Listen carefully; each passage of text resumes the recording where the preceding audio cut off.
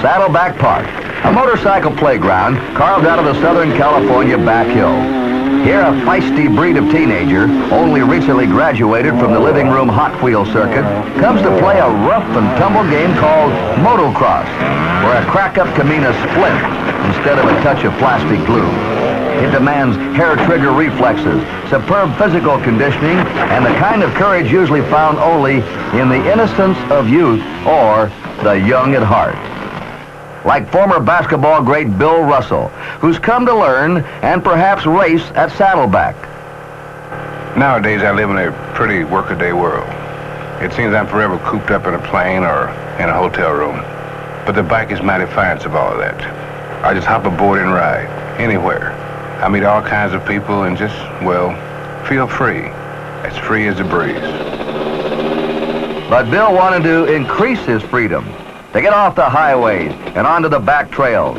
So he went to 6'7" motocross champion Gary Bailey to master the art of riding on dirt. The first lesson was how to stop.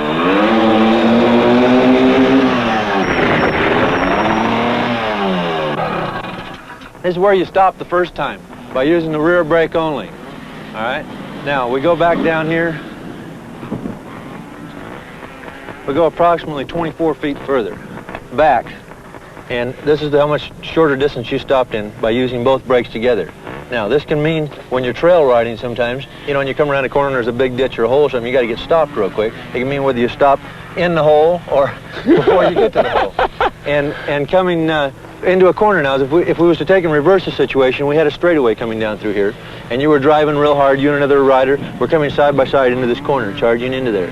Now, the rider that has to put on the rear brake only would have to apply the brake back here in order to be able to stop for this corner, where you can keep the power on under full power, charging into the corner, and then braking here, which would mean you could pick up approximately, say, a half a second in 24 feet, which a half a second isn't much time, but you take a racetrack that has, say, 10 corners on it, which most racetracks do, and you pick up a half a second, you're talking about 5 seconds a lap going in just by being able to stop the motorcycle properly over everyone else and what they're using to stop the motorcycle. So the front brake is extremely important in getting the motorcycle stopped at all times.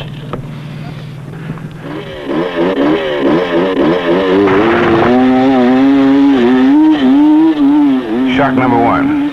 Gary spun off the starting line and tore up that first hill. And I thought, no way. No way at all. As he went over the top, I half hoped I'd never see him again. But no such luck.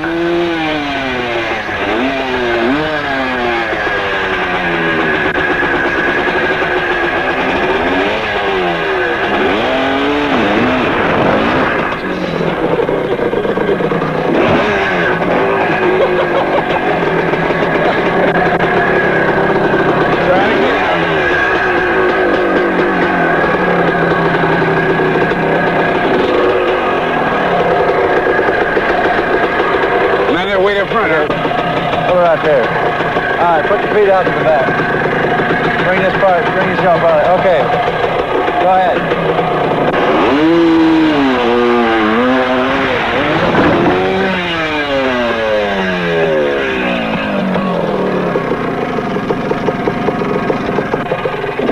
That was good. Oh, thanks.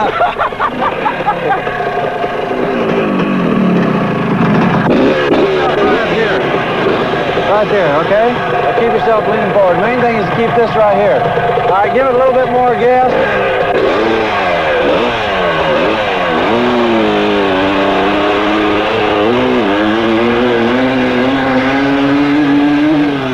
Well, I finally tried it his way, and it worked. I figured that was that, but it was only the beginning. All right, that's much better. The thing we're going to do now is try and get it going in a straight line coming up. In other words, instead of wandering clear over this way, set your eye up there in a straight line and try and come out straight. Keep your way right over the front end.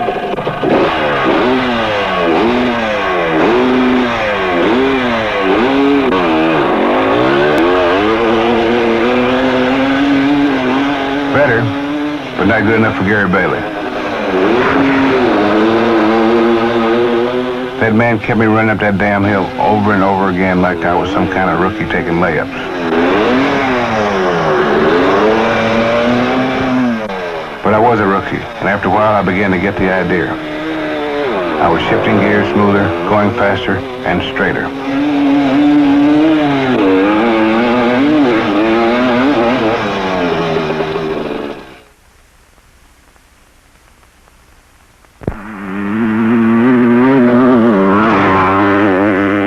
Up till now, I thought of Gary Bailey as just another nice guy. When I watched him out there, I thought, well, I hope he's 100% sure of himself. Because if he's only 98% sure, he's totally nuts to do the things he does. And that I'm just as crazy as taking lessons from him.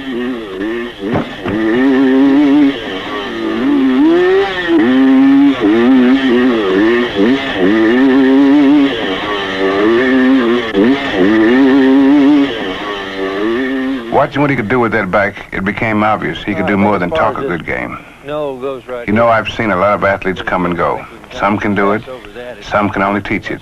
But few, very few, can do both. I began to see Gary Bailey in a different light. Tell me, what do you kind of think about motorcycle riding, physical part of it, versus basketball? I think that riding motocross takes more concentration than playing basketball. And then the mistakes are not, you get, you know, if you make a mistake in basketball, the guy gets a free throw. Yeah. You make a mistake here. It's constant concentration here. You know, you've got to have, you can't afford mistakes. There's so many riders that are all going so fast. And there is a risk there if you make a mistake that you get hurt bad too. You know, it's not like a guy just goes up and takes a free throw, like you say. You know, when you make a mistake, if you go over a bank, it's not, it's not all that easy. But well, you know, it's like in most sports, the guy or the team that concentrates the most will make the fewest mistakes and they'll win. And I see this thing here is steady concentration, and the guy that can go to the edge without making a mistake is going to win. That's the guy that can concentrate and knows his capabilities. Now came the course itself.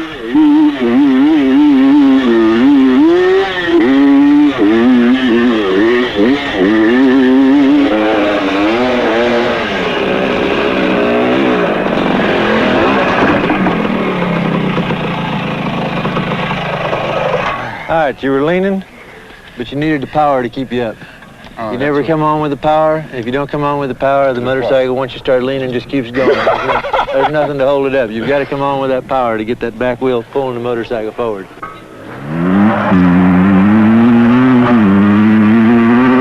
I came around again, and this time I thought I handled the curve pretty good.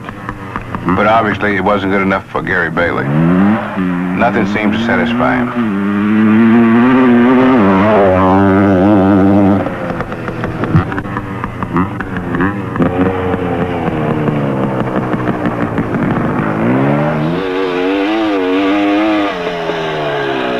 Drive just a little bit harder this time. And what I want you to do, I want you to get up a little bit off of the seat, okay? And just get your legs working a little bit. Just stay close to the seat, all right? But just let yourself work a little bit so that the motorcycle's taking all the beating and you're not taking any of it, all right? But I had one advantage, a very good memory. I knew that if I got into a tight situation in the race, I'd remember the right thing to do.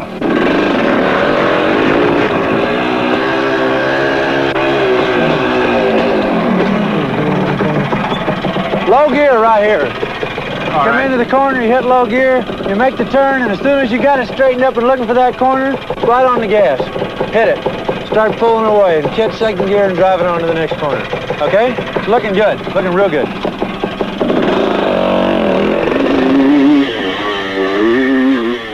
Well, that made me feel better, and I felt I was really getting it together.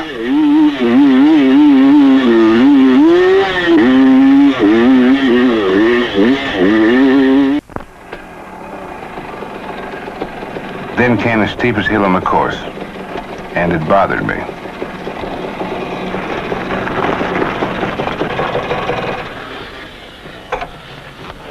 You know, on this section right down through here, Bill, when we come down through here, what we're going to have to do is first of all, I got to get you standing up more on the motorcycle coming down. You're still sitting down and letting your body work with the motorcycle coming down through there.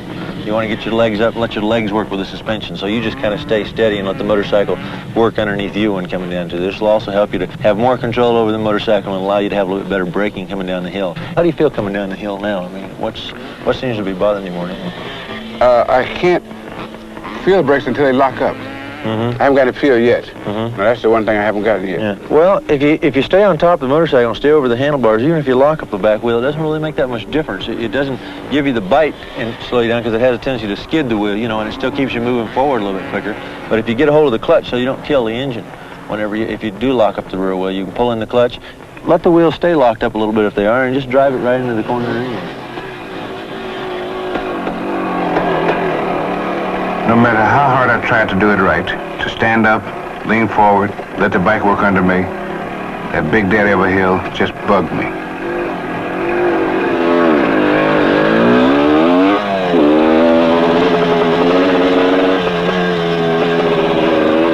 I was discovering that the entire course was a monster, from start to finish. Cut it off. I think that's good. You look good coming down. Everything feels good now. I think it's a matter of confidence now, you know, and letting yourself go just a little bit faster because you've got complete control of the whole thing. It's all smooth and clean, and you can't ask for any more than that. It's just a matter of time and experience now is all. I think we'll just move on down from jump here and on down the next hill and go from there. Sure glad to be off that other hill, I can tell you that.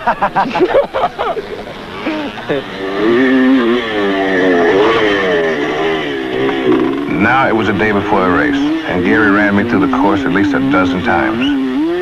It was a little like being back with the Celtics before the playoffs. You're dragging after playing an 82-game schedule, and yet you're confident that you'll win.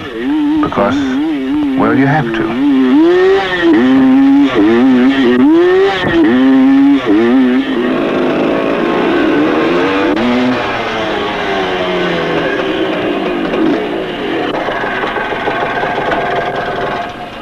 Tell me, how do you feel?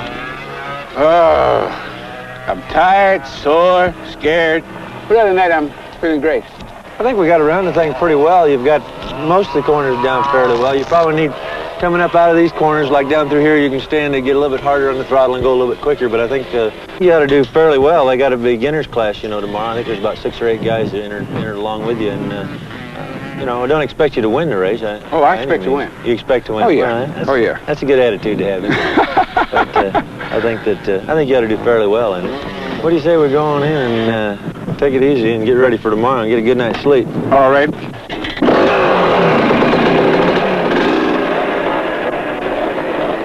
When I saw all those kids the next day, I thought about the difference between young riders and old riders. The kids don't know what it's like to be hurt. But I'd been hurting all week. You better finish, right? Finish and have a good time. That's the main thing. I'll put you out there for, okay? Good luck. Go on and get it.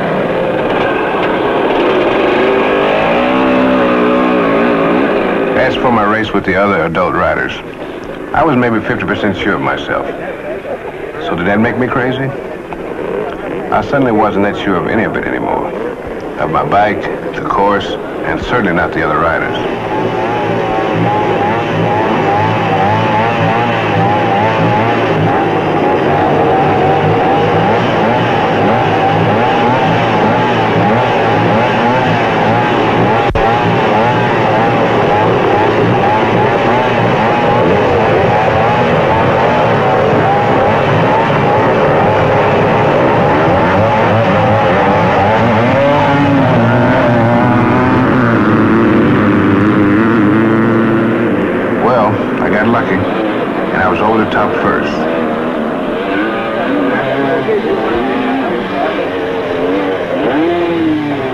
But then I lost ground on the first turn and settled midway back in the pack.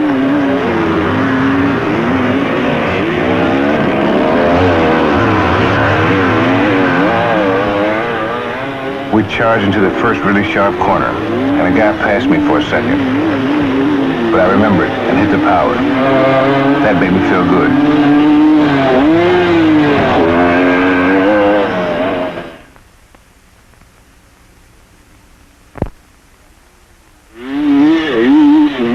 After 2 laps, I was still locked in the same position.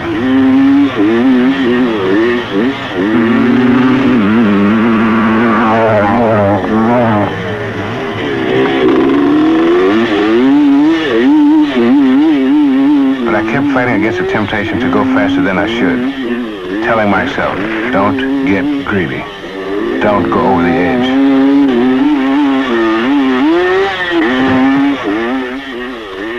Just 2 laps left, but suddenly everything seemed to work against me. My eyes burned with sweat. All at once I felt like an old horse in a field of young colts.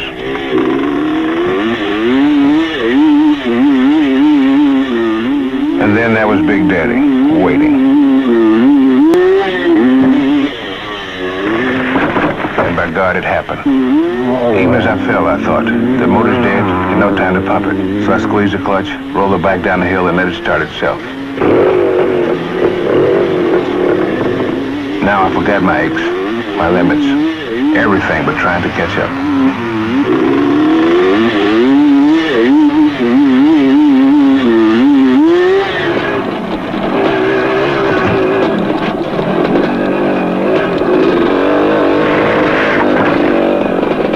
Then I hit some loose stuff. Marbles, they call it. I was 20 points down late in the last quarter, and now there was just no way. And all that was left was finishing.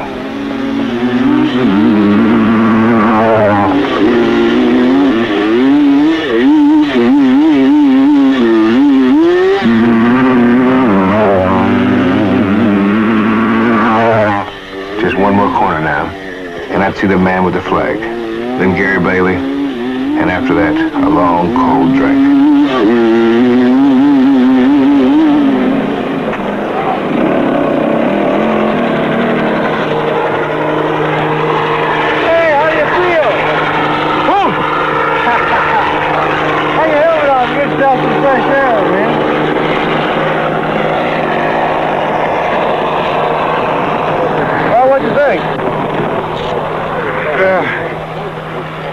Better than I thought it was. Was that all right? You look good. Hey, how about the start going up the hill? What damn you was first going down the hill? I couldn't even believe it. It was beautiful.